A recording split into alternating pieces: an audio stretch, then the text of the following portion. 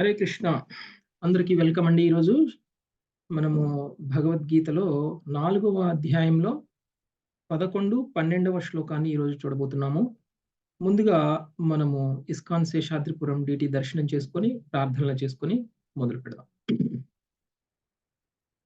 జై జగన్నాథ్, జై బలదేవ్, జై సుభద్రా మాई की, सुदर्शन भगवान की जय, पंचतत्व की जय, चैतन्य निताय की जय, परशुराम भगवान की जय, वामन देव की जय, श्रील प्रभुपाद की जय, गुरुदेव की जय।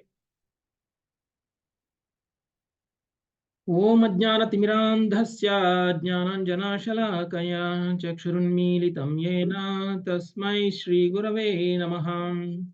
नमो विष्णुपादाय कृष्णप्रेष्ठाय भूतले श्रीमते भक्तिवेदान्ता स्वामिन् इति नामिने। नमस्ते सारस्वते देवे गौरवाणी प्रचारिणे निर्विशेष शून्यवादी पाश्चात्य देशतारिणे।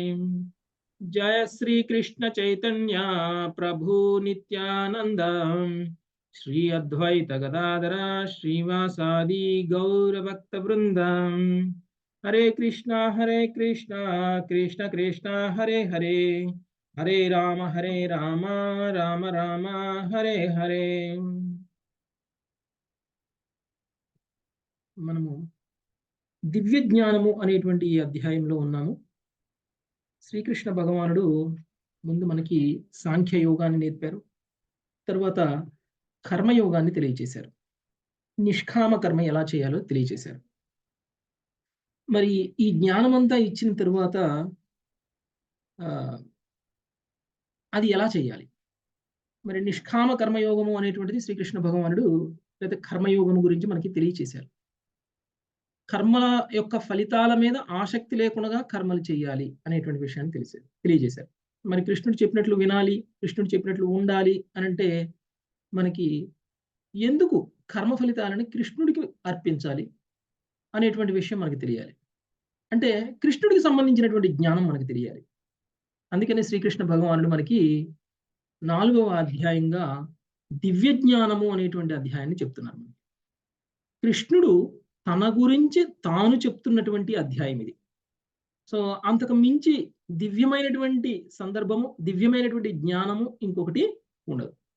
సో అందుకనే కృష్ణుడు మనకి ఏం చెప్పారు అని అంటే, ఇంతకు ముందు 2 శ్లోకాల్లో చూస్తే జన్మ కర్మచమే దివ్యం, కృష్ణుడి యొక్క జన్మ కర్మ చాలా దివ్యమైనటువంటిది.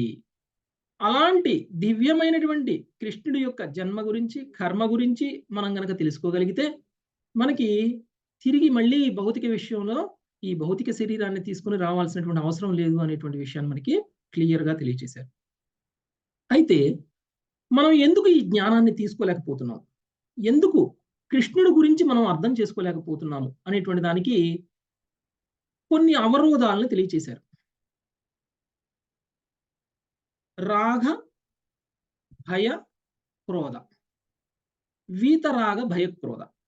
అంటే వీత అంటే వదిలిపెట్టడం. ఎప్పుడైతే మనము రాగము, భయము, క్రోధము అనేటువంటి వాటిని వదిలిపెడతామో అప్పుడు మనం భగవంతుడికి దగ్గరగా వెళ్ళగలుగుతాం, భగవంతుడిని మనం అర్థం చేసుకోగలుగుతాం. భగవంతుడి యొక్క అంటే పరతత్వము అనేటువంటి సత్యాన్ని అర్థం చేసుకునేటువంటి స్థితికి మనం వెళ్ళగలుగుతాము ఎప్పుడైతే మనము ఈ రాగము, భయము, క్రోధము అనేటువంటి వాటిని వదిలేస్తామో అప్పుడు. మరి అవి వదిలేసినప్పుడు వ్యక్తులు ఏ విధంగా ఆధ్యాత్మిక పురోగతి చెందుతారు, అవి ఏ విధంగా మనల్ని ఆపుతున్నాయి అనేటువంటి విషయాన్ని మనం క్లియర్గా మనము నిన్న చర్చించాము. అయితే వాటి వలనే మనం కృష్ణుడి యొక్క యథార్థ రూపాన్ని మనం తెలుసుకోలేకపోతున్నాము. అందుకని కృష్ణుడు ఈరోజు శ్లోకంలో మనకు ఒక ముఖ్యమైనటువంటి విషయాన్ని తెలియజేస్తున్నారు. అది మనము ఈరోజు డీటెయిల్గా అర్థం చేసుకోవడానికి ప్రయత్నం చేద్దాం. 11, 12 శ్లోకాలు ఈరోజు చూద్దాం. ఏ యథా మాం ప్రపద్యంతే తాంస్తతైవ భజామ్యహం, మమ వర్త్మాను వర్తంతే మనుష్య పార్థ సర్వశః. ఎవరు ఏ విధంగా నన్ను శరణు వేడుదురో వారిని ఆ విధంగా నేను అనుగ్రహింతును. ఓ పార్థ, ప్రతి ఒక్కరూ అన్ని విధముల నా మార్గమునే అనుసరింతురు.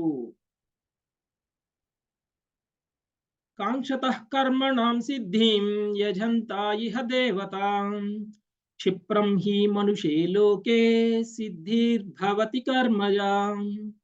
లోకమున జనులు కామ్యకర్మల యందు జయమును కోరు కారణముగా దేవతలను పూజింతురు. ఈ జగమునందు వారు కామ్యకర్మలకు శీఘ్రముగా ఫలములను పొందుచున్నారు.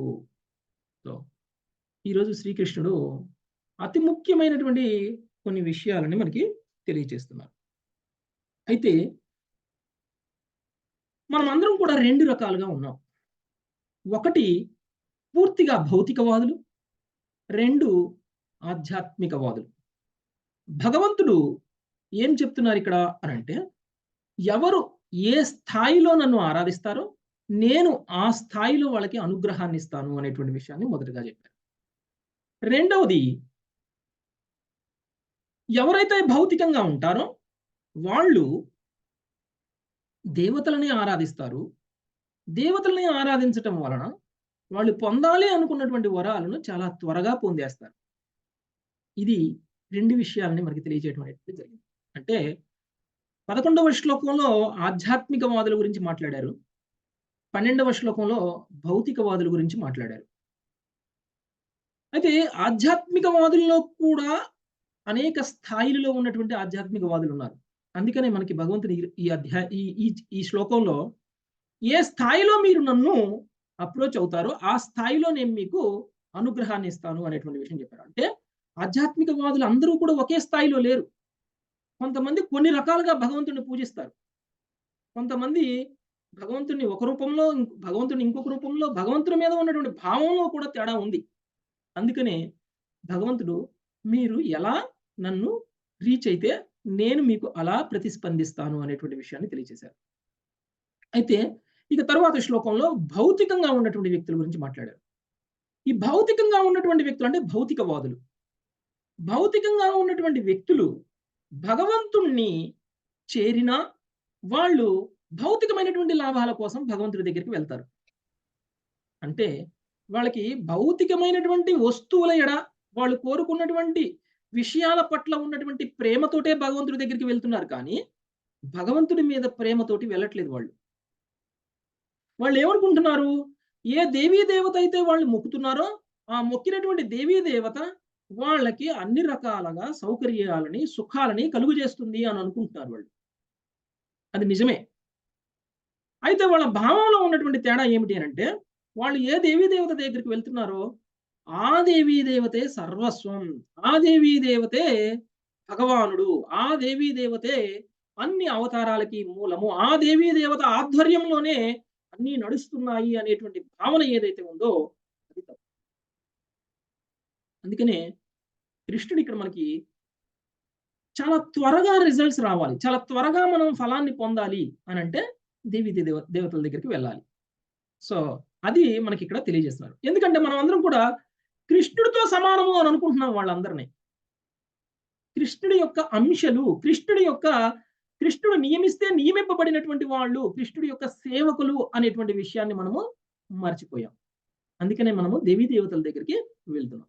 కాబట్టి ఆ దేవీ దేవతలందరూ కూడా భగవంతుడితో నియమింపబడినటువంటి అధికారులు లాంటి వాళ్ళు. వాళ్ళకు ఒక్కొక్కరికి ఒక్కొక్క బాధ్యత అనేటువంటిది ఇవ్వబడింది. అందుకని మనము యజ్ఞచక్రం గురించి చదువుకున్నప్పుడు మనము యజ్ఞము దేవీ దేవతల కోసం చేస్తే దేవీ దేవతలు ప్రసన్నమైనప్పుడు వాళ్ళు మనకి వర్షాలు కురిపిస్తారు. ఆ వర్షాల ద్వారా పంటలు పండుతాయి. పంటల ద్వారా మనం అందరం కూడా హాయిగా ఉండొచ్చు. అంటే కృష్ణుడే చెప్పేశారు, మీరు దేవీ దేవతల పూజ అనేటువంటిది చేసినప్పుడు దానివల్ల దేవీ దేవతలు మీకు కావాల్సినటువంటి లాభాన్ని ఇస్తారు అని. అంటే దేవీ దేవతలు కూడా నియమింపబడినటువంటి వాళ్ళు కాబట్టి మనము కూడా జీవులము. మనకి దేవీ దేవతలకి మధ్య ఉన్నటువంటి తేడా ఏమిటి అనంటే, వాళ్ళకి నేను భగవంతుడికి సేవ చేస్తున్నాను అనేటువంటి విషయం వాళ్ళకి తెలుసు.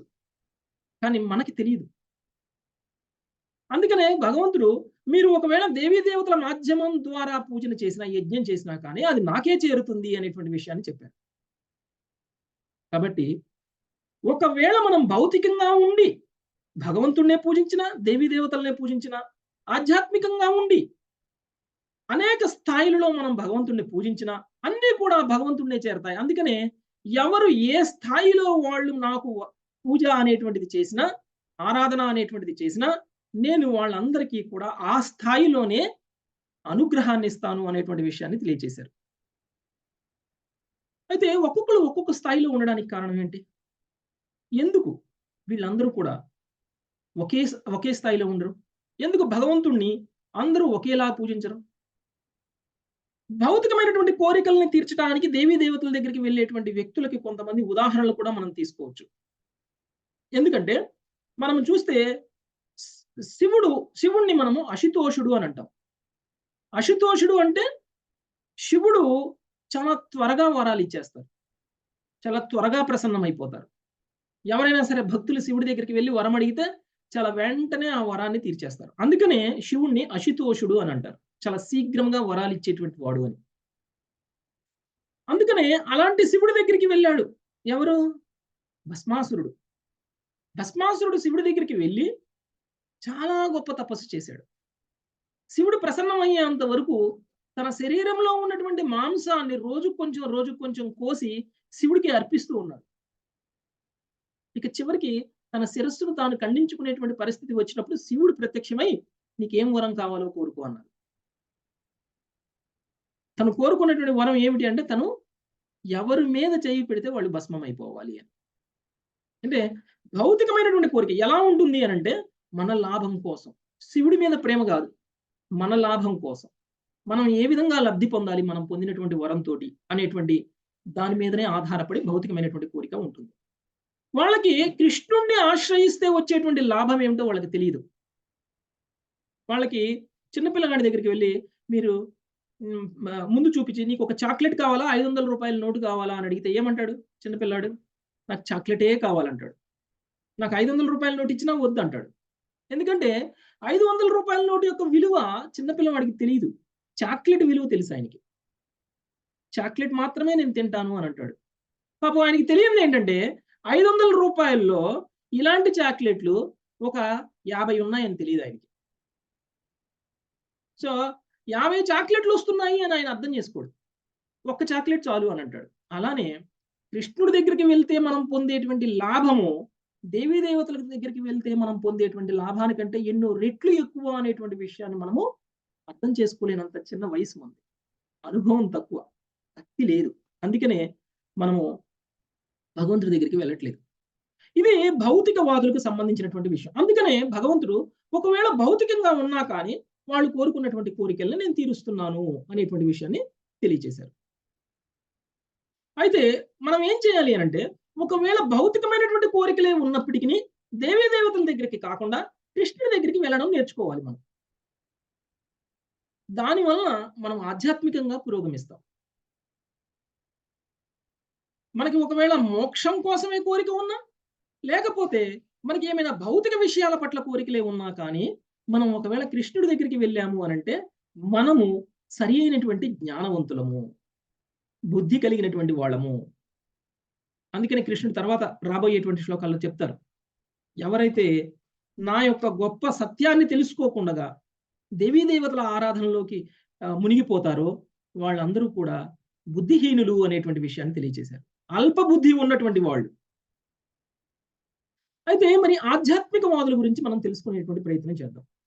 ఆధ్యాత్మికవాదుల్లో ఉన్నటువంటి వివిధ స్థాయిలు ఏమిటి అనేటువంటి విషయాన్ని మనము అర్థం చేసుకునేటువంటి ప్రయత్నం. అంటే భగవంతుణ్ణి 3 స్థాయిల్లో అర్థం చేసుకోవచ్చు.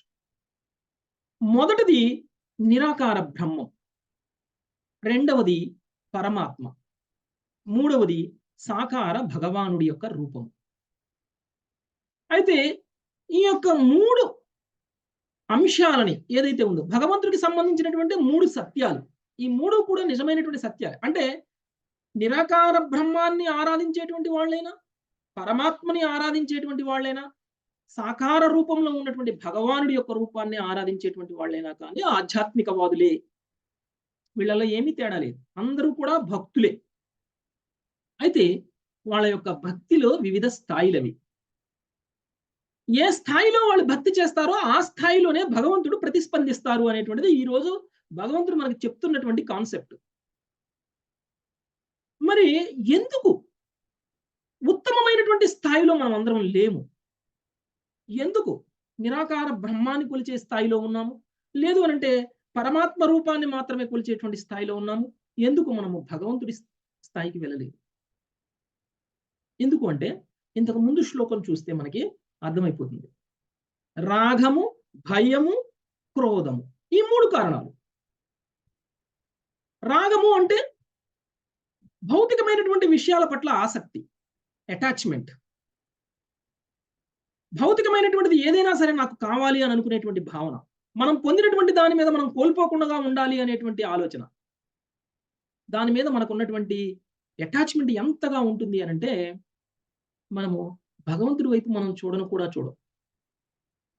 భగవంతుడిని కొలవాలి, భగవంతుడిని పూజించాలి అనేటువంటి ఆలోచన కూడా రాదు. ఎందుకంటే మనం పూర్తిగా భౌతికంగా నియుక్తమై ఉన్నాం కాబట్టి. భౌతికమైనటువంటి విషయాల పట్ల ఉన్నటువంటి ఆసక్తి మనల్ని ఆధ్యాత్మికమైనటువంటి జ్ఞానం వైపుకి మనల్ని తీసుకెళ్లదు. అందుకనే ఇలాంటి వ్యక్తులు భగవంతుడి దరి చేరరు. భగవంతుడిని ఆశ్రయించరు. భగవంతుడిని పూజించరు. కొంతమంది ఉంటారు. భగవంతుడిని పూజించేటువంటి భౌతికవాదులు కూడా ఉంటారు. కాకపోతే ఇందాక మనం చెప్పుకున్నట్లు కేవలం వాళ్ళు భౌతికంగా ఇంకా ఇంకా పొందాలి అనేటువంటి ఆలోచనలతోనే వాళ్ళు భగవంతుడి దగ్గరికి వెళ్తారు. అంతకు మించి వేరే ఏ కారణము లేదు. ఇక రెండవ రకం అడ్డంకు. భగవంతుడి దగ్గరికి వెళ్ళడానికి రెండవ రకం అడ్డంకు ఏమిటి అనంటే భయము. ఏమిటి వీళ్ళకున్నటువంటి భయము? వీళ్ళకున్నటువంటి భయం ఏమిటి అనంటే, వీళ్ళు ప్రతిదీ కూడా రూపము అంటే భౌతికమైనటువంటి వస్తువుకి మాత్రమే రూపం ఉంటది అని ఆలోచిస్తారు. వీళ్ళు భౌతికమైనటువంటి వ్యక్తే కానీ, వస్తువే కానీ దేనికైనా సరే రూపం ఉంటుంది. ఆధ్యాత్మికమైనటువంటి దానికి రూపం ఉండదు అని అనుకుంటారు. పైగా వాళ్ళు ఈ భౌతికమైనటువంటి జీవితంలో అనుభవిస్తున్నటువంటి ప్రతి కష్టానికి కారణము వాళ్ళకున్నటువంటి ఆ రూపమే కారణం అనుకుంటారు. ఈ రూపానికి పరముగా ఉన్నటువంటి శక్తి ఏదైతే ఉందో, ఈ రూపము కానటువంటి శక్తి ఏదైతే ఉందో, ఆ శక్తి ఆధ్యాత్మికము అని అనుకుంటారు. ఎప్పుడైతే వాళ్ళు ఈ రూపాన్ని కోల్పోతారో, అప్పుడు వాళ్ళు పరమశాంతిని పొందుతాము అని అనుకుంటారు. రూపము పట్ల విరక్తి, రూపము పట్ల భయం. మనం అందరం మోక్షాన్ని సాధించినప్పుడు మీరు భగవద్ధామానికి వెళ్ళిపోతారు. భగవంతుడికి సేవ చేసుకుంటారు. అక్కడ మీకు ఆధ్యాత్మిక రూపం ఉంటుంది. భగవంతుడికి కూడా ఆధ్యాత్మిక రూపం ఉంటుంది అనంటే భయపడతారు.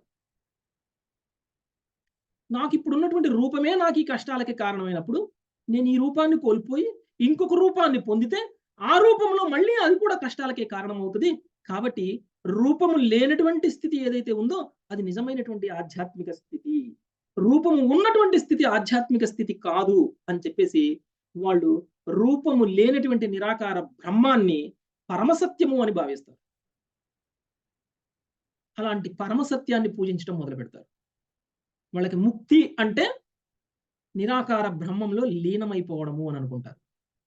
ఇది రెండవ రకంగా ఉన్నటువంటి ఆధ్యాత్మిక వ్యక్తుల యొక్క స్థాయి. ఇక మూడవ రకం పరమాత్మ.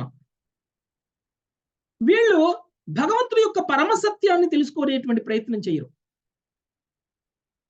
వాళ్ళు కేవలం భగవంతుడిని పరమాత్మగా భావిస్తారు. భగవంతుడు అనంటే పరమాత్మ రూపంలో, పరమాత్మ అంటే భగవంతుడి యొక్క పాక్షిక విస్తారం మాత్రమే. ఈ భౌతిక విశ్వంలో భగవంతుడు మనందరికీ కూడా ఈ భౌతిక ప్రతి జీవిలోనూ, ప్రతి కణంలోనూ భగవంతుడు పరమాత్మ రూపంలో అవతరించారు. అలాంటి పరమాత్మని మనము చతుర్భుజ నారాయణ రూపంలో చూస్తాం హృదయంలో. అలాంటి పరమాత్మ మీద ధ్యానం చేసేటువంటి వాళ్ళు యోగులు అని అంటారు. ఇంతకు ముందు చెప్పినట్టు నిరాకార బ్రహ్మం మీద ధ్యానం చేసేటువంటి వ్యక్తులని జ్ఞానులు అని అంటారు. పరమాత్మ మీద ధ్యానం చేసేటువంటి వాళ్ళని యోగులు అని అంటారు. అయితే ఈ యోగుల యొక్క స్థాయి కూడా ఉత్తమమైనటువంటి స్థాయి కాదు. అత్యుత్తమమైనటువంటి స్థాయి కాదు. అందరికంటే అత్యుత్తమమైనటువంటి స్థాయి ఏమిటి అంటే, పరమాత్మకు కూడా మూలమైనటువంటి భగవానుడు తన ధామంలో ఒక రూపాన్ని కలిగి ఉన్నారు అనేటువంటి సత్యాన్ని ఎవరైతే తెలుసుకున్నారో వాళ్ళు ఉత్తమమైనటువంటి భక్తులు. కాబట్టి జ్ఞానులు, యోగులు, భక్తులు అనేటువంటి 3 రకాల ఆధ్యాత్మికవాదులలో ఉత్తమమైనటువంటి ఆధ్యాత్మికవాది ఎవరు అనంటే భక్తుడు. భక్తుడికి తెలుస్తుంది భగవంతుడి యొక్క రూపం గురించి, భగవంతుడి యొక్క గొప్పతనం గురించి, భగవంతుడు దేనికి మూలము అనేటువంటి విషయాన్ని మనం ఏదైతే ఇతర స్థాయిల్లో ఉన్నటువంటి భక్తి గురించి మాట్లాడుతున్నామో వాటన్నిటికి కూడా భగవంతుడు మూలము అనేటువంటి విషయాన్ని వాళ్ళు తెలుసుకుంటారు. దీన్ని ఉదాహరణతోటి అర్థం చేసుకోవాలి అనంటే మనము ఒక ఎత్తైనటువంటి పర్వతాన్ని చూసామనుకోండి. చాలా దూరం నుంచి ఒక హెలికాప్టర్‌లో ప్రయాణం చేస్తూ దూరం నుంచి ఒక ఎత్తైనటువంటి పర్వతాన్ని చూసామనుకోండి. మనం చాలా దూరంలో ఉన్నప్పుడు ఆ పర్వతం మనకెలా కనిపిస్తుంది? ఆ పర్వతంలో ఏముందో మనకు తెలీదు. ఒక పర్వతం ఒక పెద్ద ఇదిగా కనిపిస్తుంది. కనీసంగా అది దేనితో తయారు చేయబడింది? దాంట్లో ఏమున్నాయి అనేటువంటి విషయం మనకి అర్థం కాదు. ఎప్పుడైతే మనం ఆ పర్వతానికి సమీపంగా వెళ్తూ ఉన్నామో అప్పుడు మనకి కొన్ని విషయాలు అర్థమవుతాయి. ఓకే. ఈ పర్వతంలో ఓన్లీ మట్టి ముద్ద మాత్రమే కాదు. దీంట్లో పచ్చపచ్చగా చెట్లు కూడా ఉన్నాయి అనేటువంటి విషయం మనకు అర్థమవుతుంది. పర్వతం మొత్తం కూడా చెట్లతో నిండిపోయి ఉంది అనేటువంటి విషయం మనకు అర్థమవుతుంది. ఇంకా మనం దగ్గరికి వెళ్ళిపోయామనుకోండి పర్వతానికి. అప్పుడు ఆ పర్వతంలో కొంతమంది జీవులు కూడా ఉన్నారు. మనుషులు కూడా ఉన్నారు. ఇళ్ళు కూడా ఉన్నాయి. జంతువులు కూడా ఉన్నాయి అనేటువంటి విషయం మనకు అర్థమవుతుంది. అంటే ఎంత దగ్గరగా వెళ్తామో అంత సత్యము అనేటువంటిది రివీల్ అవుతూ ఉంటుంది. కాబట్టి మనం కృష్ణుడికి దగ్గరగా వెళ్ళడం లేదు. కృష్ణుడి నుంచి దూరంగా పారిపోతున్నాం. ఎప్పుడైతే మనం కృష్ణుడికి దగ్గరగా వెళ్తామో కృష్ణుడికి సంబంధించినటువంటి పరమ సత్యము మనకి అర్థమవుతుంది. లేదు అనంటే దూరంగా ఉన్నప్పుడు కృష్ణుడి గురించి నిరాకార బ్రహ్మమే సత్యము అనుకుంటాం. ఇంకొంచెం దగ్గరికి వెళ్తే పరమాత్మే సత్యము అనుకుంటాం. ఇంకా దగ్గరికి వెళ్తే విభజ రూపంలో ఉన్నటువంటి శ్రీకృష్ణ భగవానుడు నిజమైనటువంటి సత్యము అనేటువంటి విషయం మనకు అప్పుడు అర్థమవుతుంది. ఇది ఎలా అంటే ఒక సూర్యబింబము ఏదైతే ఉందో సూర్యుడికి 3 స్థాయిల్లో మనం సూర్యుడిని అర్థం చేసుకోవచ్చు. ఒకటి సూర్యకిరణాలు. సూర్యకిరణాలను చూసి సూర్యుడు అనడానికి లేదు. కానీ సూర్యకిరణాలే సూర్యుడు అన్నాము అనంటే నిరాకార బ్రహ్మాన్ని చూసి మనము భగవంతుడు అన్నట్లు సమానం. అయితే ఈ సూర్యకిరణాలకి కూడా మూలమైనటువంటి సూర్యబింబం అనేటువంటిది ఒకటి ఉంది. సూర్యబింబము ఉంది అనంటే ఓకే భగవంతుడికి ఒక ఆకారం ఉంది అనేటువంటి విషయాన్ని నమ్మడం. అయితే ఆ ఆకారము పరమాత్మ అని నమ్మడం. నిరాకార బ్రహ్మం కాదు. అంటే సూర్యకిరణాలు కాదు. మూలము సూర్యబింబము. ఆ సూర్యబింబము అంటే పరమాత్మ అనేటువంటి భావనలో ఉండడం. ఇంకా మనం గనక జ్ఞానాన్ని మనం ఇంకా పెంచుకోగలిగితే అప్పుడు మనకు తెలుస్తుంది సూర్యబింబం అనేటువంటిది సూర్య భగవానుడికి ఉన్నటువంటి సూర్య మండలము అని. సూర్య భగవానుడు సూర్యబింబంలో ఉంటారు. అంటే సూర్యుడు ఒక వ్యక్తిగత రూపాన్ని పొంది ఉన్నారు అనేటువంటి విషయం మనకి ఇంకా డీప్‌గా అర్థం చేసుకున్నప్పుడు మనకు అర్థమవుతుంది. ఇది వివిధ స్థాయిల్లో భగవంతుడికి మనం చేసేటువంటి అర్చన. వివిధ స్థాయిల్లో మనం భగవంతుడికి చేసేటువంటి ఆరాధన. అదే స్థాయిల్లో భగవంతుడు కూడా మనకి ప్రతిస్పందిస్తారు. కానీ మనము కృష్ణుడికి దూరంగా వెళ్ళిపోతూ ఉండడం వల్ల మనకి కృష్ణుడికి సంబంధించినటువంటి సత్యాన్ని మనం అర్థం చేసుకోలేకపోతాం. అయితే ఒక దొంగతనం చేసినటువంటి వ్యక్తిని పోలీసులు ఏం చేస్తారు?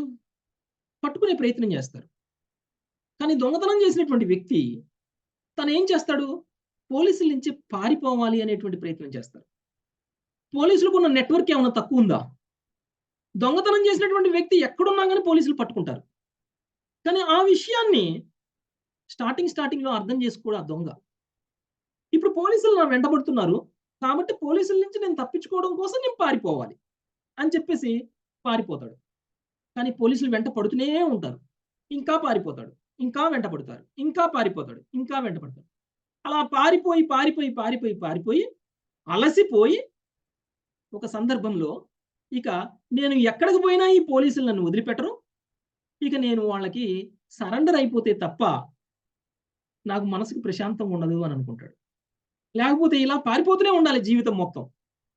ఎంతకాలం మనం పారిపోవాలి? అదేదో వాళ్ళకి సరెండర్ అయిపోదాము. ఒక పని అయిపోతుంది అని జెప్పేసి, ఆ దొంగ అప్పుడు కొన్ని రోజుల పాటు, కొన్ని నెలల పాటు, కొన్ని సంవత్సరాల పాటు పారిపోయిన తరువాత ఆ పోలీసులకి సరెండర్ అయితాడు. అంటే ఆ సరెండర్ ఏదో ముందే అయిపోవచ్చుగా. ఇంత శ్రమ తగ్గుండేది. ఇంత కష్టం తగ్గుండేది. ఇంత బాధలు తగ్గుండేయి. ఇట్లనే మనం కూడా కృష్ణుడి నుంచి పారిపోతూ ఉన్నాం. కృష్ణుడికి సంబంధించినటువంటి సత్యాన్ని తెలుసుకోక మనం కృష్ణుడి నుంచి పారిపోతూ ఉన్నాం. ఎప్పటి నుంచి పారిపోతున్నాం మనం? అనేక జన్మల నుంచి పారిపోతూ ఉన్నాం. అనేక యుగాల నుంచి పారిపోతూ ఉన్నాం. మిలియన్ సంవత్సరాల నుంచి పారిపోతూ ఉన్నాం. కానీ కృష్ణుడు మనం వెంట పడుతూనే ఉన్నారు. మనం కనీసంగా పరమ సత్యాన్ని తెలుసుకొని ఇప్పుడైనా సరే కృష్ణుడికి శరణాగతులం అవ్వాలి. లేదు అనంటే ఇంకా నిరాకార బ్రహ్మాన్నో, ఇంకా పరమాత్మనో, ఇంకా భౌతికవాదాన్నో పట్టుకొని మనం ఉన్నాము అనంటే ఇంకా కృష్ణుడి నుంచి పారిపోతూ ఉన్నట్లే. కృష్ణుడి దగ్గరికి చేరాలి ఇప్పటికైనా. శరణాగతి ఇప్పుడైనా పొందాలి.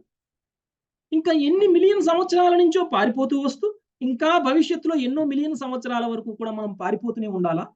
లేకపోతే తెలివిని ఉపయోగించి ఎన్నాళ్ళైనా సరే ఈ పారిపోవడం అనేటువంటిది కరెక్ట్ పద్ధతి కాదు. ఇప్పుడైనా సరే నేను భగవంతుడికి శరణాగతం అవ్వాలి అని అనుకోవడం అనేటువంటిది సరి అయినటువంటి జ్ఞానం. ఈ సరి అయినటువంటి బుద్ధిని ఉపయోగించినప్పుడు మనము కృష్ణుడికి శరణాగతులం అవుతాం. అలాంటి శరణాగతులైనటువంటి వాళ్ళు చాలా అరుదుగా ఉంటారు. ఇంకా వాళ్ళకి రియలైజేషన్ అనేటువంటిది రాలేదు. అందుకని వాళ్ళు బ్రహ్మం స్థాయిలో, పరమాత్మ స్థాయిలో మాత్రమే ఉండిపోయారు. అయితే భగవంతుడికి సంబంధించినటువంటి ఈ యొక్క మాయ ప్రభావం వలనే మనకి ఇలాంటి రాగ, భయ, క్రోధము అనేటువంటిది ఉంది. అయితే నిరాకార బ్రహ్మానిని మాత్రమే ఆరాధించేటువంటి వాళ్ళు మాత్రమే కాకుండా శూన్యవాదాన్ని చెప్పేటువంటి వాళ్ళు కూడా కొంతమంది ఉన్నారు. శూన్యవాదం చెప్పేటువంటి వాళ్ళ యొక్క పరిస్థితి ఎందుకుంది అనంటే, కొంతమంది భగవంతుడు ఉంది అని నమ్ముతున్నారు. కొంతమంది భగవంతుడు లేడు, నిరాకారవాదమే భగవానుడు అని అంటున్నారు. కొంతమంది భగవంతుడు ఉన్నది మన భౌతిక అవసరాలు తీర్చడం కోసము అని అంటున్నారు. ఏదో స్టార్టింగ్ స్టేజ్‌లో ఉన్నటువంటి భక్తుడు ఇప్పుడైనా సరే నేను వెళ్లి భగవంతుడి గురించి తెలుసుకుందాము అనేటువంటి వాదనలో అనేక మంది తత్వవేత్తల దగ్గరికెళ్లి ఒక్కొక్క తత్వవేత్త దగ్గర ఒక్కొక్క తత్వాన్ని నేర్చుకుంటూ ఉన్నాడు. కొంతమంది భగవంతుడు ఉన్నాడని చెప్తున్నారు. కొంతమంది భగవంతుడు లేడని చెప్తున్నారు. కొంతమంది భగవంతుడు ఉంటే ఈ రూపంలో ఉంటాడని చెప్తున్నారు. లేకపోతే భగవంతుడు నిరాకారవాదం అని చెప్తున్నారు. ఇవన్నీ విన్నటువంటి వ్యక్తికి అసలు నిజంగా భగవంతుడు ఉన్నాడా? లేడా? ఏంటి వాళ్ళు అలా చెప్తున్నారు, వీళ్ళు ఇలా చెప్తున్నారు అని తనకసలు భగవంతుడు ఉన్నాడు అనేటువంటి విషయాన్నే నమ్మకుండా ఉండే అంత క్రోధం ఏర్పడుతుంది. ఆ క్రోధంతోటి అసలు భగవంతుడు లేడు, ఎవరు లేరు. నేనే భగవంతుడిని. లేదంటే భగవంతుడు అనేటువంటిది ఏది లేదు. అలాంటి శక్తి, అలాంటి విషయం అనేటువంటిది ఏమీ లేదు అని చెప్పేసి కొంతమంది శూన్యవాదాన్ని ప్రతిపాదిస్తారు. సో, ఇలా భగవంతుడికి సంబంధించినటువంటి పరమ సత్యాన్ని ఇన్ని స్థాయిల్లో అర్థం చేసుకున్నటువంటి వాళ్ళకంటే భక్తుడు ఉత్తమమైనటువంటి వాడు. ఎందుకంటే భక్తుడు మాయని జయించినటువంటి వ్యక్తి. ఇలాంటి ఒక పరిస్థితుల నుంచి భగవంతుడికి శరణాగతి పొందినటువంటి వ్యక్తి. మనకి మార్కండేయుడు గురించి తెలుసు. మార్కండేయుడు ఏమి శుద్ధ భక్తుడు కాదు. మార్కండేయ మహర్షి శుద్ధ భక్తుడేం కాదు. ఆయన జ్ఞాన మిశ్రిత భక్తిని పొంది ఉన్నారు. తనకి జ్ఞానం ఉంది. కానీ అంతగా భక్తి అనేటువంటిది లేదు. ఆ జ్ఞానంతోటి ఎంతో గొప్ప తపస్సు చేస్తే తనకి ధ్యానంలోనే భగవంతుడు ప్రత్యక్షమయ్యారు. ప్రత్యక్షమైనప్పుడు అప్పుడు మార్కండేయ ఋషి ఒక విషయాన్ని అడుగుతారు. అసలు నీ మాయ యొక్క ప్రభావం ఏంటి? నీ మాయ ఎంత గొప్పది? నీ మాయ యొక్క శక్తి సామర్థ్యాల గురించి నేను తెలుసుకోవాలనుకుంటున్నాను. నాకు అది తెలియచేయండి అని అంటారు. సో, అప్పుడు భగవంతుడు తథాస్తు అని అంటారు. మార్కండేయ ఋషి ఆ చెట్టు కిందే కూర్చొని ఇంకా ధ్యానం చేస్తూ ఉన్నారు. కానీ ఆ ధ్యానంలో ఆయనకు కనిపిస్తుంది. సమస్త భూమండలము కూడా ప్రళయానికి లోనైపోయింది. ప్రళయం జలంలో నిండిపోయి ఉంది. ఎక్కడా ఏమీ కనిపించట్లేదు. అంతా కూడా నీళ్ళే. మహాసముద్రంలా ఉంది ప్రళయం. మహాసముద్రంలా మొత్తం ప్రపంచం మొత్తం, విశ్వం మొత్తం కూడా ఆక్రమించి ఉంది. అలాంటి విశ్వంలో కేవలం మార్కండేయ ఋషి మాత్రమే మిగిలారు. ఈ మహాసముద్రాన్ని ఈదుతూ ఉన్నారు మార్కండేయ ఋషి. ఎంతకాలం ఈదారు? కొన్ని వేల సంవత్సరాల పాటు మార్కండేయ ఋషి ఆ మహాసముద్రంలో దాటాలి అని చెప్పేసి ప్రయత్నం చేస్తూ ఉన్నారు. అలసిపోయారు. శరీరాన్ని వదిలిపెట్టి చనిపోయే పరిస్థితుల్లోనూ లేరు. శరీరాన్ని వదిలిపెట్టకుండా ఇంకా ఈదుతూ ముందుకు వెళ్ళేటువంటి పరిస్థితుల్లోనూ లేరు. అలాంటి పరిస్థితుల్లో మార్కండేయ ఋషి ఒక ద్వీపాన్ని కనుగొన్నారు. ఒక్కసారి రిలీఫ్ వచ్చేసింది మార్కండేయ ఋషి. ఆ ద్వీపం మీద శ్రీకృష్ణ భగవానుడు వటపత్ర సాయి రూపంలో కనిపించారాయన. ఆ వటపత్ర సాయి రూపంలో కనిపించినటువంటి భగవానుడు తన బొటనవేలుని తానే చీకుతూ అక్కడ కనిపించడం అనేటువంటిది జరిగింది. ఎవరు ఈయన? ఈ బాలుడు ఎవరు? అనేటువంటి విషయాన్ని మార్కండేయ ఋషి అర్థం చేసుకునేటువంటి ప్రయత్నం చేశారు.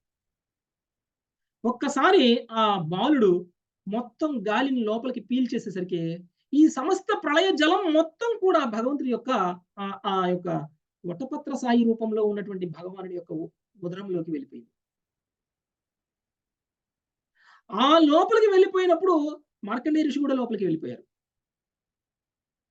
బయట ఏమేమైతే చూశాడో ప్రళయం సమయంలో అదంతా కూడా భగవంతుడి యొక్క ఉదరంలో చూసేశాడు.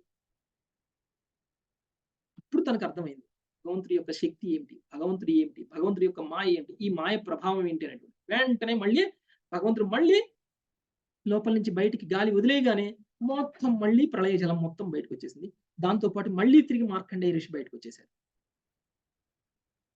ఒక్కసారి కళ్ళు తెరిచారు మార్కండేయ ఋషి. మార్కండేయ ఋషి కళ్ళు తెరియగానే తను అదే వృక్షం కింద కూర్చొని తపస్సు చేస్తున్నట్లు తనకు అర్థమైంది.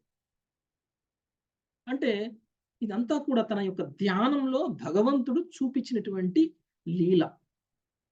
అది భగవంతుడి యొక్క గొప్పతనం. భగవంతుడి యొక్క మాయ అలా ఉంటుంది. భగవంతుడు సృష్టించినటువంటి భౌతిక సృష్టి అలా ఉంటుంది. అలా ప్రళయానికి లోనవుతుంది అనేటువంటి విషయాన్ని మార్కండేయ ఋషి తెలుసుకున్నప్పుడు అప్పుడు భగవంతుడికి శరణాగతుడయ్యాడు. భగవంతుడికి భక్తుడయ్యాడు. సో అలా కాకపోతే మనము ఆధ్యాత్మికంగా మారకుండగా భౌతికంగా ఇలానే ఉండిపోతాం. అయితే మరి భౌతికంగా ఉన్నటువంటి వ్యక్తులను పక్కన పెట్టండి. ఆధ్యాత్మికంగా ఉన్నటువంటి వ్యక్తులను పక్కన పెట్టండి. మరి భగవంతుడిని అర్థం చేసుకునేటువంటి మాకు మరి భగవంతుడిని మేము సాకార రూపంలో అర్థం చేసుకున్నాము. అర్థం చేసుకున్నటువంటి వాళ్ళందరూ భక్తులు అని అంటున్నారు. మరి భక్తులలో కూడా వివిధ స్థాయిలు ఉన్నాయా? భక్తులలో కూడా వివిధ స్థాయిల్లో భగవంతుడిని అర్చిస్తున్నారా? సాకార రూపాన్ని అర్థం చేసుకున్నటువంటి భక్తులు భగవంతుడికి అర్చన చేసేటువంటి విధానం, భగవంతుడితోటి వాళ్ళ యొక్క భావాలను పంచుకునేటువంటి విధానంలో కూడా మరి లెవెల్స్ ఉన్నాయా? స్థాయిలు ఉన్నాయా? అనంటే అందులో కూడా స్థాయిలు ఉన్నాయి. భక్తులు కూడా ఒక్కొక్క అంటే వాళ్ళు ఆధ్యాత్మికంగానే ఉన్నప్పటికీ భక్తులలో కూడా వివిధ స్థాయిలు వాళ్ళు ఉన్నారు. కొంతమంది శాంతరసం, భగవంతుడితోటి వాళ్ళ భావాలని శాంతరసంలో వాళ్ళు పంచుకోవడము అనేటువంటిది జరుగుతుంది. అంటే శాంతరసంలో ఉన్నటువంటి వ్యక్తులు ఏమనుకుంటారు అనంటే భగవంతుడు చాలా గొప్పవాడు. భగవంతుడు ఎలా ఉంటారో మనకు తెలియదు. భగవంతుడు మాత్రం చాలా గొప్పవాడు. అలాంటి భగవానుడికి మనం శరణాగతులం అవ్వాలి. అంతవరకే తెలుసు వాళ్ళకి. సో వాళ్ళు భగవంతుడికి అన్ని రకాల సేవలు చేసేటువంటి ప్రయత్నం చేస్తారు. ఉదాహరణకి కుమారగణం. కుమారగణానికి భగవంతుడి యొక్క సాకార రూపం గురించి తెలియదు ఇంకా. కానీ భగవంతుడి యొక్క సాకార రూపాన్ని ఏమి వ్యతిరేకించరు. భగవంతుడి యొక్క సాకార రూపాన్ని వ్యతిరేకించకుండా వాళ్ళ యొక్క జ్ఞాన పరిధి అనేటువంటిది నిరాకార బ్రహ్మం వరకు మాత్రమే ఉంది. కానీ భగవంతుడి యొక్క సాకార రూపాన్ని వ్యతిరేకించే స్థితిలో లేదు. ఎప్పుడైతే వాళ్ళు వైకుంఠ లోకానికి వెళ్ళి భగవంతుడి పాదపద్మాలకి అర్పించినటువంటి తులసి యొక్క వాసన చూడగానే భగవంతుణ్ణి వాళ్ళు అర్థం చేసుకోగలిగారు. భగవంతుణ్ణి వాళ్ళ కళ్ళతో వాళ్ళు చూడగానే భగవంతుడి యొక్క గొప్పతనం వాళ్ళకి అర్థమైంది. భగవంతుడి యొక్క అందం వాళ్ళకి అర్థమైంది. అంటే పర్వతాన్ని దూరం నుంచి చూడలేదు వాళ్ళు. పర్వతాన్ని దగ్గరికి వెళ్ళి చూశారు. అందుకనే పర్వతం లోపల ఉన్నటువంటి చిన్న చిన్నమైనటువంటి విషయాలు కూడా వాళ్ళకి అర్థమయ్యాయి. అలా భగవంతుడికి సంబంధించినటువంటి సాకార రూపానికి సంబంధించినటువంటి పూర్తి జ్ఞానాన్ని వాళ్ళు పొంది ఆ తర్వాత శుద్ధ భక్తులుగా మారిపోయారు. అంటే చాలా మంది భక్తులు భగవంతుణ్ణి శ్రీకృష్ణ భగవానుడు అనేటువంటి విషయాన్ని అర్థం చేసుకోకుండా, అర్థం చేసుకున్నా కానీ ఇది ఈయన నిజంగా భగవంతుడా కాదా అనేటువంటి అనుమానాలను కలిగి కూడా భగవంతుడికి మనం చేసేటువంటి భక్తి ఏదైతే ఉందో అది శాంతరసంలో ఉన్నటువంటి భక్తి. ఆ తరువాత దాస్య దాస్య భక్తి. దాస్య భక్తికి ఉదాహరణ హనుమంతుడు. హనుమంతుడు సేవ చేసి భగవంతుడికి భక్తుడుగా అయ్యారు సేవల ద్వారా. తనకు తెలుసు నా యొక్క స్థితి భగవానుడికి సేవకుడుగా ఉండేటువంటి స్థితి అని. అది కూడా చాలా ఉత్తమమైనటువంటి భక్తి. అందుకనే శ్రీరామచంద్రుడికి ఆయన సేవలు చేశారు హనుమంతుడు. శ్రీరామచంద్రుడు ఆజ్ఞని పాలించారు హనుమంతుడు. ఇక మూడవది సాఖ్య స్థాయిలో ఉన్నటువంటి భక్తి. ఎప్పుడైతే మనము ఒక్కొక్క అంచెలంచెలుగా ముందుకు వెళ్ళడం అన్నమాట. అంటే శాంత రసంలో ఉన్నటువంటి మనము సేవా స్థాయికి వెళ్ళాలి. దాస్య స్థాయికి వెళ్ళాలి. దాస్య స్థాయి నుంచి సాఖ్య స్థాయికి వెళ్ళాలి. అంటే మిత్ర సంబంధాన్ని కలిగి ఉండడం భగవంతుడితో. ఉదాహరణకి ఉద్ధవుడు, లేకపోతే సుధాముడు, లేకపోతే అర్జునుడు, లేకపోతే ఇంకా గోపబాలుడు, వీళ్ళందరూ కూడా భగవంతుడితోటి సాఖ్య సంబంధాన్ని కలిగి ఉన్నారు. అయితే ఈ సాఖ్య సంబంధంలో కూడా వివిధ స్థాయిలు ఉన్నాయి. అందరితోటి కృష్ణుడు ఒకలాగానే లేదు. ఒక్కొక్కళ్ళతోటి ఒక్కొక్కలాగా ఉన్నారు. ఎందుకు అలా ఉన్నారు? అదే మనకు చెప్పింది. ఈ శ్లోకంలో కృష్ణుడు మనకు తెలియజేస్తుంది అది. నువ్వు ఏ విధంగా నన్ను ఆరాధిస్తావో, ఏ విధంగా నన్ను పొందాలి అనేటువంటి ప్రయత్నం చేస్తావో, ఆ విధంగానే నేను నీకు అనుగ్రహాన్ని ఇస్తాను అని. అర్జునుడు శ్రీకృష్ణుడి మెడల మీద ఎక్కి ఆటలు ఆడలేదు. ఏ విధంగా అయితే సుధాముడు లేకపోతే ఇతర మిత్రులు ఆడారో అలా. కానీ అర్జునుడు కూడా మిత్ర సంబంధాన్నే కలిగి ఉన్నారు. ఉద్ధవుడు కూడా భగవంతుడితోటి మిత్ర సంబంధాన్ని కలిగి ఉన్నారు. అంతేకాదు భగవంతుడికి శరణాగతుడైనటువంటి వ్యక్తి. కానీ ఉద్ధవుడికి ఉన్నటువంటి భగవంతుడితో రిలేషను అర్జునుడికి ఉన్నటువంటి రిలేషన్‌తో సమానం కాదు. లేదు అంటే ఇతర గోపబాలులతో ఉన్నటువంటి రిలేషన్‌తో సమానం కాదు. అందరూ మిత్రులే అయినప్పటికీ మిత్రత్వంలో కూడా తేడా ఉంది. ఉద్ధవుడేమి శ్రీకృష్ణ భగవానుడి ఈపు తట్టి శభాష్ నువ్వు అని అనలేదు ఇప్పుడు. కానీ బృందావనంలో ఉన్నటువంటి గోపబాలురు అలా అన్నాడు. ఉద్ధవుడేమి శ్రీకృష్ణ భగవానుడి భుజాల మీద ఎక్కి ఆడలేదు. కానీ బృందావనంలో ఉన్నటువంటి గోపబాలులు ఎక్కి మరీ ఆడారు. కృష్ణుడు వాళ్ళకి ఆ అవకాశాన్ని, ఆ చనువునిచ్చారు. కానీ మిగిలిన వాళ్ళకి ఇవ్వలేదు ఆ చనువు. అంటే వాళ్ళు ఏ విధంగా స్పందించారో ఆ విధంగానే కృష్ణుడు వాళ్ళకి స్పందించడం అనేటువంటిది జరిగింది. ఇక సాఖ్య సంబంధం నుంచి ఇంకా ముందుకు వెళ్తే వాత్సల్య. వాత్సల్య భావం అంటే ఇక కృష్ణుడు నా రక్షణలో ఉండాలి అని అనుకునేటువంటి స్థాయి. కృష్ణుడి యోగక్షేమాలు నేను చూసుకోవాలి. కృష్ణుడు నా పుత్రుడితో సమానం. కృష్ణుడు నాకు పుత్రుడు. కృష్ణుడి రక్షణ నా బాధ్యత అని అనుకునేటువంటి స్థాయి. అంటే ప్రేమ ఎక్కువైపోయినప్పుడు. శాంతరసం నుంచి దాస్యరసం, దాస్యరసం నుంచి సాఖ్యరసం, సాఖ్యరసం నుంచి వాత్సల్య రసానికి వెళ్ళేసరికి మన యొక్క భావం మారిపోతుంది కృష్ణుడితోటి. అప్పుడు కృష్ణుడు మనకి పుత్రుడుగా వస్తారు. ఏ విధంగా అయితే కృష్ణుడు యశోదామాత నందబాబాలకి పుత్రుడుగా వచ్చి వాళ్ళ యొక్క మాతృప్రేమను పొందడం అనేటువంటిది జరిగింది. అంటే ఒకవేళ మన భావం అనేటువంటిది, మన యొక్క భక్తి స్థాయి అనేటువంటిది వాత్సల్య రసం వరకు గనక మనం వెళ్ళిపోయిందనుకోండి. అప్పుడు కృష్ణుడిని మనం పుత్రుడిగా భావిస్తాం. కృష్ణుడికి మనం రక్షకులుగా భావిస్తాము. కృష్ణుడు మనతోటి సేవలు తీసుకుంటారు. కృష్ణుడు మన రక్షణలో ఉండడానికి వస్తారు. అంటే ఆ విధంగా కూడా భగవానుడు మనకి స్పందిస్తారు. ఇంకా భావం అనేటువంటిది ఇంకా ఇంకా పెరిగిపోయిందనుకోండి. అప్పుడు మాధుర్య. మాధుర్య స్థాయి, మాధుర్య భావం. మాధుర్య రసంలో భగవంతుడిని మనము పూజించడం. ఇది అత్యున్నతమైనటువంటి స్థాయి. ఈ స్థాయిలో ఉన్నటువంటి భక్తులు అంటే ద్వారకలో ఉన్నటువంటి శ్రీకృష్ణ భగవానుడి యొక్క భార్యలు. లేదు అనంటే బృందావనంలో ఉన్నటువంటి గోపికలు, రాధారాణి. వీళ్ళ యొక్క భావం, వీళ్ళ యొక్క ప్రేమ, వీళ్ళ యొక్క రసం, ఏ రసంలో వాళ్ళు భగవంతుడితోటి వాళ్ళు వాళ్ళ యొక్క బంధాన్ని కలిగి ఉన్నారు అనంటే అది మాధుర్య రసం. అయితే ఈ మాధుర్య రసంలో కూడా మళ్ళీ లెవెల్స్ ఉన్నాయి. ద్వారకలో ఉన్నటువంటి రాణుల యొక్క లెవెలు, బృందావనంలో ఉన్నటువంటి గోపికల యొక్క లెవెలు ఒకటి కాదు.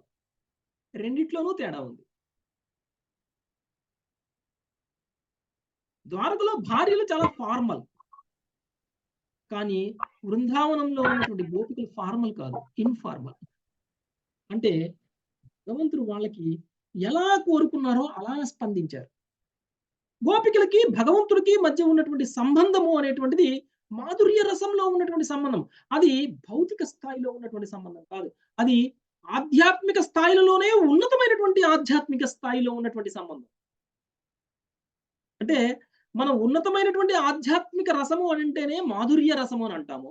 ఆ మాధుర్య రసంలో కూడా ఉన్నతమైనటువంటి సంబంధము అనంటే గోపికలకి, కృష్ణుడికి మధ్య ఉన్నటువంటి సంబంధము. దానిని పూర్తి ఆధ్యాత్మిక సంబంధమే అది.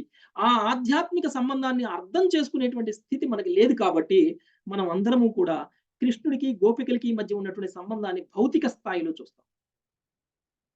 ఆధ్యాత్మిక స్థాయిలో చూసినప్పుడు మనకు అర్థమవుతుంది. అలాంటి స్థాయిలో ఉన్నప్పుడు రూల్స్, రెగ్యులేషన్స్ ఉండవు. భగవంతుడితోటి మనం భక్తిని ప్రదర్శించడం, భగవంతుడితోటి ప్రేమను ప్రదర్శించడానికి మనకి ఇక రూల్స్, రెగ్యులేషన్స్ ఉండవు. మనం ఏం చేసినా భగవంతుడు ఓకే అంటారు. అందుకనే గోపికలు కృష్ణుని నాట్యం చెయ్యి అంటే నాట్యం చేశారు. కూర్చో అంటే కూర్చున్నారు. లుంచో అంటే లుంచున్నారు. కానీ బృందావ ద్వారకలో ఉన్నటువంటి రాణులు అలా అనలేదు. ఒకసారి శ్రీకృష్ణ భగవానుడికి ఒక లీలను చూపించారు. ఎలా అంటే, ఎవరైతే మీ యొక్క పాద ధూళిని నా నుదుటికి రాస్తారో, ఆ పాద ధూళి వల్ల నాకు కలిగినటువంటి తలనొప్పి తగ్గిపోతుంది అనేటువంటి విషయాన్ని శ్రీకృష్ణ భగవానుడు అడిగారు. అడిగినప్పుడు ద్వారకలో ఉన్నటువంటి రాణులందరూ, మేము మా పాద ధూళిని మీ తల మీద రాయడం అనేటువంటిది జరగదు. ఎందుకంటే అది మాకు మహాపాపం. మీరు మాకు భర్త. మీ స్థాయి చాలా ఎక్కువ. మిమ్మల్ని మేము పూజిస్తున్నాము. మా పాదధూళి మీకు తగిలిందంటే మేము నరకానికి వెళ్ళిపోతాం అని ద్వారకలో ఉన్నటువంటి రాణులు నిరాకరించారు. పాదధూళిని కృష్ణుడి యొక్క నుదుటి మీద రాయడానికి. కానీ ఈ విషయాన్ని తెలుసుకున్నటువంటి గోపికలు మాత్రం, కృష్ణుడికి తలనొప్పి లేస్తుందా? కృష్ణుడు తలనొప్పి పోవాలి అంటే మన పాదధూళి కృష్ణుడి యొక్క నుదుటి మీద రాయాలా? అయితే మేము సిద్ధం. కృష్ణుడు సంతోషంగా, కృష్ణుడు సుఖంగా ఉండడం కోసం మేము నరకానికి వెళ్ళినా పర్వాలేదు అని చెప్పేసి గోపికలందరూ వాళ్ళ యొక్క పాద ధూళిని కృష్ణుడి యొక్క నుదుటి మీద రాయడం అనేటువంటిది జరిగింది. అది గోపికలకి, ద్వారకలో ఉన్నటువంటి రాణులకి మధ్య ఉన్నటువంటి మాధుర్య సంబంధంలో ఉన్నటువంటి తేడా. అందుకనే గోపికల స్థాయి వేరు, మిగిలినటువంటి భక్తుల స్థాయి వేరు. కాబట్టి వివిధ స్థాయిల్లో ఉన్నటువంటి భక్తులు వివిధ రకాలుగా భగవంతుడితోటి వాళ్ళ యొక్క ప్రేమని, భావాలని వ్యక్తం చేస్తే, భగవంతుడు కూడా వాళ్ళతోటి అదే స్థాయిలో భగవంతుడు కూడా వ్యక్తం చేయడం అనేటువంటిది జరుగుతుంది. ఈ భావ వ్యక్తీకరణ అనేటువంటిది ఒక రూపం ఉన్నటువంటి వ్యక్తితోటి మాత్రమే సాధ్యమవుతుంది. అంతేకాని ఏ నిరాకారంతోటో, లేకపోతే శూన్యవాదమో, లేకపోతే ఇంకేదో అనుకునేటువంటి వ్యక్తుల మధ్యలో ఉన్నటువంటి భావ వ్యక్తీకరణ ఇలా ఉండదు. భగవంతుడు అలా స్పందించరు. వాళ్ళని తీసుకెళ్లి నిరాకార బ్రహ్మంలో పడేస్తారు. శూన్యవాదాన్ని నమ్మినటువంటి వాళ్ళని తీసుకెళ్లి నరకంలో పడేస్తారు. నిరాకారవాదాన్ని నమ్మినటువంటి వాళ్ళని తీసుకెళ్లి, అది కూడా భగవంతుడి యొక్క రూపాన్ని వ్యతిరేకించినటువంటి నిరాకారవాదులు, అంటే కుమారగణం లాంటి వాళ్ళని తీసుకెళ్లి నిరాకార బ్రహ్మంలో పడేస్తారు. ఇక భౌతికంగా ఉన్నటువంటి వ్యక్తులకైతే భౌతిక లోకంలోనే పడేస్తారు. నరకంలో అన్న కొంచెం సుఖం ఉంటుందేమో కానీ భౌతిక లోకంలో సుఖం ఉండదు. ఇలా అనేక జన్మలు తీసుకొని శరీరాన్ని మారుస్తూ వాళ్ళు భౌతికంగా ఇదే లోకంలో ఇలానే ఉండిపోతారు. మరి కృష్ణుడు చాలా కష్టపడుతున్నారు. మనందరికీ కూడా ఈ జ్ఞానం ఇచ్చి మనందరినీ కూడా ఉద్ధరించి కృష్ణుడి దగ్గరికి చేర్చాలి అనేటువంటి ప్రయత్నం, దివ్య జ్ఞానం ద్వారా మనకి అందించాలి అనేటువంటి ప్రయత్నం చేస్తున్నారు. కానీ మనమే కృష్ణుడికి దూరంగా పారిపోతున్నాం. మరి ఇలాంటి దూరంగా పారిపోయేటువంటి వ్యక్తులను కూడా తిరిగి కృష్ణుడి దగ్గరికి తీసుకురావడము అనేటువంటి దానికి కృష్ణుడు ఇంకొక ప్రతిపాదన చేస్తున్నారు. మనము రాబోయేటువంటి శ్లోకాలలో కృష్ణుడు చేస్తున్నటువంటి ఇంకొక ప్రతిపాదన ఏమిటి? ఇన్ని రకాలుగా భగవంతుడితోటి సంబంధాన్ని కలిగి ఉండలేనటువంటి వ్యక్తులకి ఏ విధంగా భగవంతుడితోటి సంబంధాన్ని కలిగేటువంటి స్థాయి వరకు తీసుకురావాలి అని వర్ణాశ్రమ ధర్మము అనేటువంటి ఒక పద్ధతిని ప్రవేశపెట్టారు. వివిధ వర్ణాలని, వివిధ ఆశ్రమాలని పెట్టి భౌతికంగా ఉన్నటువంటి వ్యక్తుల్ని స్లోగా ఈ వర్ణాల విధానాల ద్వారా భగవంతుడి మీద ప్రేమ స్థాయికి తీసుకురావడం కోసం వర్ణాశ్రమ ధర్మ విధానము అనేటువంటిది ప్రతిపాదించడం అనేటువంటిది జరిగింది. ఇది మనకి రాబోయే శ్లోకాల్లో శ్రీకృష్ణ భగవానుడు మనకి ఇవ్వబోతున్నారు. కాబట్టి భౌతికంగా ఉన్నటువంటి వ్యక్తులు కనీసంగా వర్ణాశ్రమ ధర్మాల ప్రకారంగా వాళ్ళ యొక్క భౌతికమైనటువంటి కర్మలు చేసినా కానీ ఏదో ఒక నాటికి ఉద్ధరింపబడి భగవద్ధామానికి వెళ్ళేటువంటి అర్హతను పొందుతారు అని భగవంతుడు వర్ణాశ్రమ ధర్మాన్ని ప్రవేశపెట్టడం అనేటువంటిది జరిగింది. అది ఎలా ఉంటుంది, ఏం చెప్పారు భగవంతుడు అనేటువంటి విషయాన్ని మనం రాబోయే శ్లోకాల్లో చూద్దాం. ఈ రోజుకి ఇంతటితోటి మనం అర్థం చేసుకున్నది ఈ శ్లోకం యొక్క ముఖ్యమైనటువంటి విషయాలు.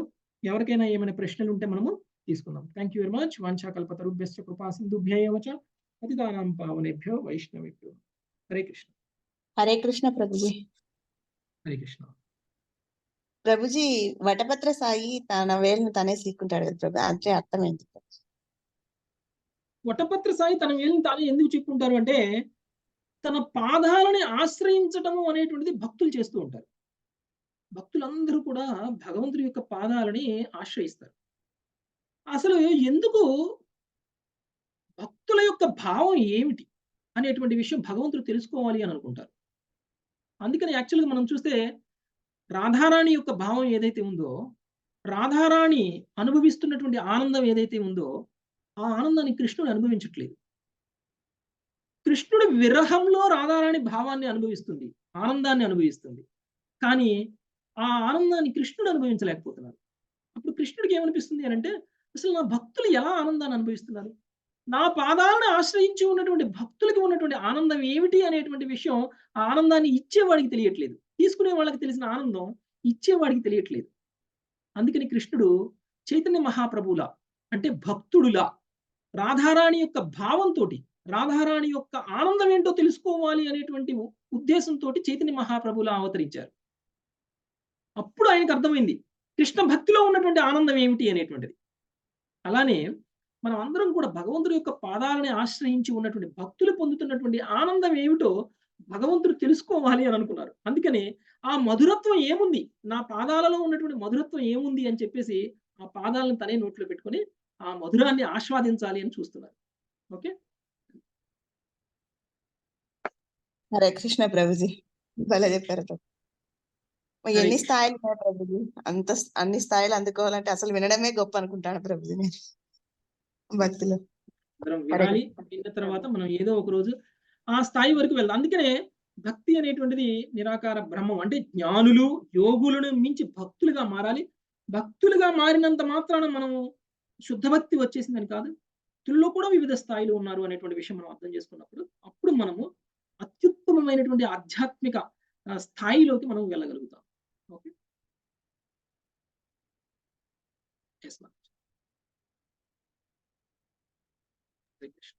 హరే కృష్ణ ప్రభుజీ. అసలు ప్రతి దాంట్లో కూడా స్థాయిలు ఏ విధంగా ఉంటాయి, ఆ స్థాయిల్లో కూడా ఇప్పుడు మాధుర్యంలో ఉన్నటువంటి గోపికలు రాధారాణుల్లో కూడా వాళ్ళ మాధుర్య భావంలో ఎటువంటి స్థాయిలో తేడా ఉంది, భక్తిలో ఏ విధంగా మనం భగవంతుని శరణాగతి పొందితే ఆ శరణాగతికి తగ్గట్టుగా ఆయన స్పందిస్తాడు అనేది అసలు ఎంత అద్భుతమైనటువంటి ఎగ్జాంపుల్స్ తో మాకు చాలా బాగా వివరించారు ప్రభుజీ. మళ్ళీ ప్రభుజీ మీరు చెప్పారు కదా దొంగ పోలీసులు, అది మాత్రం భలే ఉంది ప్రభుజీ. ఈ దొంగ ఏంటంటే ఎప్పుడైతే నీకు నా వల్ల కాదని తెలుసుకుంటాడో అట్లా తెలుసుకున్నప్పుడు వాళ్ళ శరణాగతి చేస్తాడు. అలానే మనం కూడా ఆయన గురించి తెలుసుకోగలిగితేనే మనం ఆయన శరణాగతి చేయగలుగుతాము. అది ఆ తెలుసుకునే ప్రయత్నం మేమంతా కూడా అదే ప్రయత్నంలో ఉన్నాం ప్రభుజీ. ఇంకా ఇంకా ఆ విధంగా ఇంకా ముందుకి ఇంకా వెళ్ళగలిగేటువంటి ఆ కెపాసిటీని మీరు అందరూ మాకు ఇవ్వాలి ప్రభుజీ.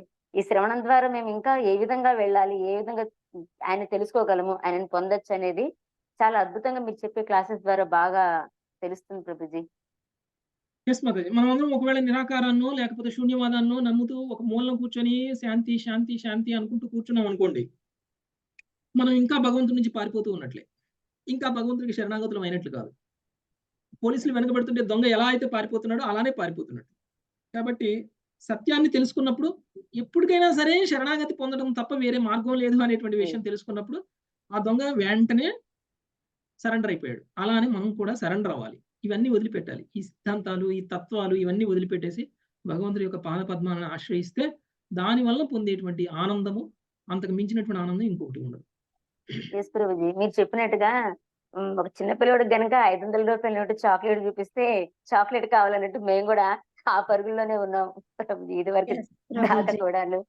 ఇప్పుడు తెలుసుకున్న తర్వాత కాదు 500 రూపాయల నోటే కావాలంటే ఆయన కావాలి గాని ఇవన్నీ కూడా అశాశ్వతం అనేది అసలు భలే చాలా అద్భుతంగా ఉంది ప్రభుజీ. ఎగ్జాంపుల్ బాగుంది ప్రభుజీ. చాలా బాగుంది ప్రభుజీ. హరే అది కృష్ణ తెలియక అది వరకు ప్రభుజీ. చాక్లెట్ కావాలనుకున్నాం మేమంతా కూడా. ఇప్పుడు కాదు అది కాదు కావాల్సింది అనేది అర్థమైంది ప్రభుజీ. Yes, ma'am. ప్రభుజీ మార్కండేయ స్వామన్న మార్కండేయ మహర్షి అన్న ఒకటేనా ప్రభుజీ? మార్కండేయ ఋషి అనే అంటారు. మార్కండేయ ఓకే. ఋషి. ఓకే ప్రభుజీ. లే మాతాజీ. ప్రభుజీ మీరు మార్కండేయ ఋషి అన్నారు. ఆయనే కదా ప్రభుజీ, ఆయనకి ఆయువు అల్పంగా ఉంటే తపస్సు చేస్తాడు, అతనేనా ప్రభుజీ అవును, మార్కండేయ? అవును, అవును. మొదట ఆయన శివుణ్ణి ఆరాధించారు.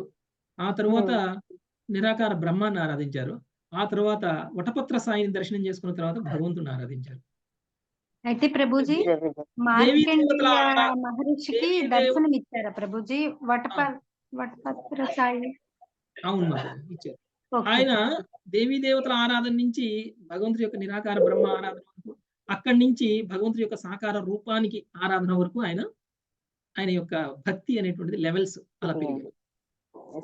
ఈ సనత్ కుమారులు కూడా అంతే, నిరాకారం నుంచి ఆకారాన్ని తెలుసుకోగలిగారు. అవును. బాగుంది. Yes, Mataji. Thank you very much. వంశాకల్పతరుభ్యశ్చ కృపా సింధుభ్య ఏవ చ పతితానాం పావనేభ్యో వైష్ణవ. సెలవు తీసుకుందాం మాతాజీ, మళ్ళీ రేపు కలుసుకుందాం. హరే కృష్ణ. హరే కృష్ణ ప్రభు. దండవత్.